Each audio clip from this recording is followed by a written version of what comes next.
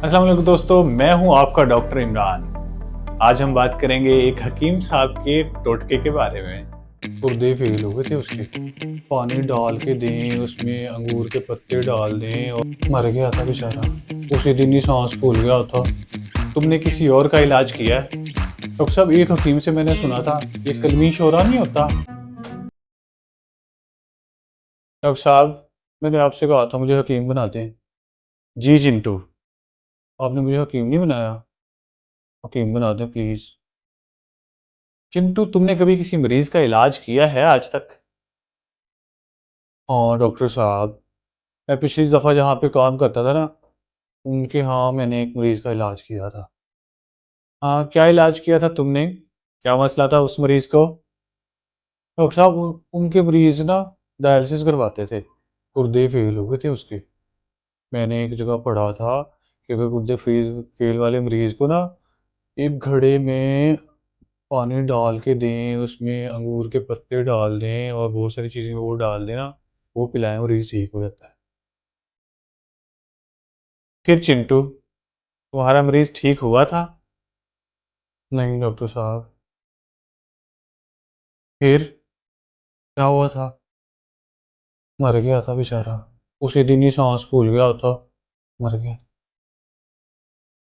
अच्छा ये बताओ, तुमने किसी और का इलाज किया है? हाँ डॉक्टर साहब, एक और मरीज का भी मैंने इलाज किया था। उससे पहले मैं जहाँ काम करता था ना, वहाँ पे भी मैंने एक मरीज का इलाज किया था। अच्छा, क्या इलाज किया था तुमने? डॉक्टर साहब, एक हकीम से मैंने सुना था ये कलमी शोरा नहीं होता, ये जिससे गोश्त गोश्त को बचाते हैं, गलने सड़ने से बचाते हैं, वो वाला। वो ना गुर्दे वाले मरीजों को देना चाहिए। अच्छा, कलमी शोरा।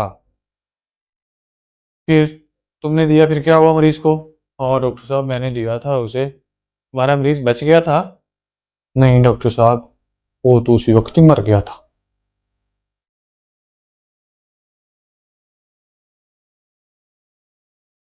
जी दोस्तों, चिंटू की तरह का एक और हकीम जो कि टीवी पे आके बता रहा है कि गुर्दे के मरीजों को आप पानी दें और कलमी शोरा दें। आइए सुनते हैं हकीम साहब को। करवाता हूँ। ठीक है। उसके बाद आ जाता है गुर्दे वाश करने का जो कुदरती तरीका है वो क्या है जी। कि एक घड़ा मिट्टी का ले लें, घड़े का साइज कोई भी हो, उसके अंदर आप उबला हुआ पानी बॉयल किया हुआ या जो है वो आप फिल्टर से पानी ले लें और घड़ा पानी का भर लें।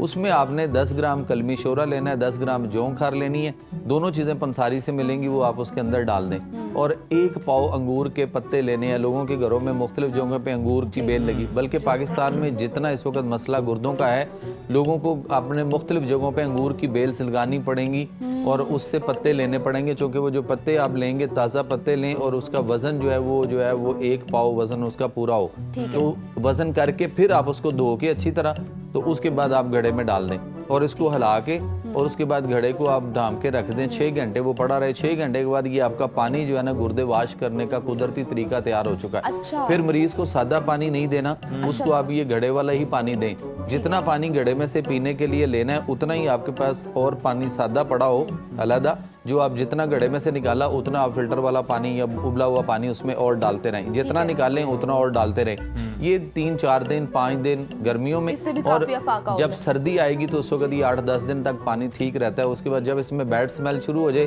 तो पानी गिरा के चेंज कर लें, नई चीज़ें नया तरह डाल लें, तो ये आपके गुर्दे कुदरती तौर पे वॉश करेगा। और टकोर करेंगे तो आपके गुर्दों के फिल्टर्स खुलेंगे। वॉश करने वाले सीन भी हमने डिस्कस कर लिया, हमने टकोर का भी डिस्कस कर लिया।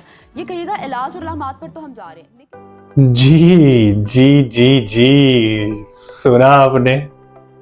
हकीम साहब ने बताया है कि गुर्दे वाले मरीजों को घड़े का पानी दें और कलमी शोरा दें। दोनों ही चीजें ऐसी हैं कि जिसकी बिना पे डायलिसिस किया जाता है।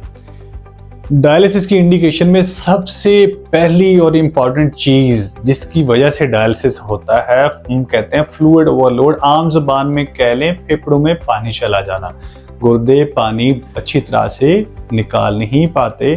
मरीज अगर पानी ज्यादा पी रहा हो तो पानी फेफड़ों में चला जाता है, जिसकी वजह से मरीज का सांस फूल जाता है और मरीज को इमरजेंसी डायलिसिस करवाना पड़ता है। अगर मरीज ने घड़े का पानी पी लिया तो समझ लें मरीज उसी रात डायलिसिस करवाने के लिए जाएगा। दूसरी बात, डायलिसिस के मरीज जिस घर में हैं उन्हें पता है कि वो एक एक घूंट काउंट करके मरीज को दे रहे होते हैं पानी। जो डायलिसिस करवा रहे हैं ना, उस मरीज बेचारे को पता है भाई पानी मैंने कितना देना है, डॉक्टर ने उसे बताया होता है। अगर पेशेंट एनयूरिक है, मतलब पेशाब बिल्कुल नहीं आ रहा, तो 500 से लेके 1500 ml तक डॉक्टर ने उसे बताया होता है आपने अपने मरीज के वजन के मुताबिक इतना पानी देना है इस मरीज को। ये नहीं कि घड़े का पानी, और भाई साहब बता तो दें घड़े के पानी कितने लीटर देना है आपने। और भाई साहब कह रहे हैं कि जब बेड स्मेल आने लग जाए, अस्तगफिरुल्लाह भाई, बेड स्मेल आने लग जाए तब तक आप उसे पिलाते रहें, तौबा। दूसरी बात, भाई साहब कह रहे हैं कलमी शोरा पोटाशियम नाइट्रेट है। Potassium is another indication for dialysis. दूसरी बड़ी इंडिकेशन हाइपरकलीमिया यानी कि पोटाशियम का ज्यादा होना।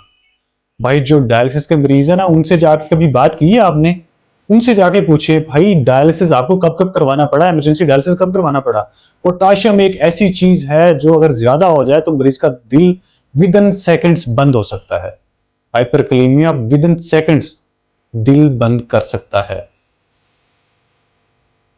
जैसा कि मैं आप लोगों से कहता रहता हूं, जो भी चीज आप सोशल मीडिया पे देखें उस पर मनोवन भरोसा ना करें, अपने डॉक्टर से मशवरा करें। आपकी फैमिली का डॉक्टर कोई एक ऐसा होगा जिस पे आपको मुकम्मल भरोसा होगा, उससे जाके मशवरा करें। अपने नेफ्रोलॉजिस्ट से जाके मशवरा करें अगर आपका पेशेंट डायलिसिस का पेशेंट है। ऐसे किसी टोटके पे अमल करेंगे तो आपको हो सकता है अपने पेशेंट का डायलिसिस उसी दिन करवाना पड़े, और खुदा ना खास्ता पोटाशियम का लेवल बहुत ज़्यादा ऊपर जाने की वजह से मरीज के दिल की धड़कन रुक जाए। एक कॉमन सेंस की बात है, पीकेएलआई जैसे अस्पताल में एक दिन में 150 डायलिसिस पर डे हो रहे हैं। अगर ऐसी किसी बात में हकीकत होती तो इतना ज़्यादा बजट लगा के 150 मरीजों का 4-4 घंटे टाइम ना ज़ाया किया जाता। सोशल मीडिया पे बैठ के, टीवी पे बैठ के चिकनी चोपड़ी बातें करके आप अपना पेशेंट तो बढ़ा सकते हैं, लेकिन जब तक आप असल इलाज के बारे में नहीं बताएंगे मरीज को, आपका पेशेंट आएगा एक दफ़ा, दूसरी दफ़ा भी हो सकता है आ जाए, मगर लगातार कभी भी नहीं आएगा। आपका पेशेंट कभी भी वापस नहीं आएगा, मैं आपको लिख के दे रहा हूँ। ऐसी चिकनी चुपड़ी बातों से वही लोग मुतासिर हो सकते हैं जिन्होंने डायलिसिस का नाम पहली दफा सुना हो, या किसी ने उन्हें कह दिया हो कि आपके किसी मरीज को डायलिसिस की जरूरत है। वो लवाहिकीन जो अपने पेशेंट्स का लगातार डायलिसिस करवा रहे हैं, वो कभी भी इस तरह के हकीमों की बातों में नहीं आते।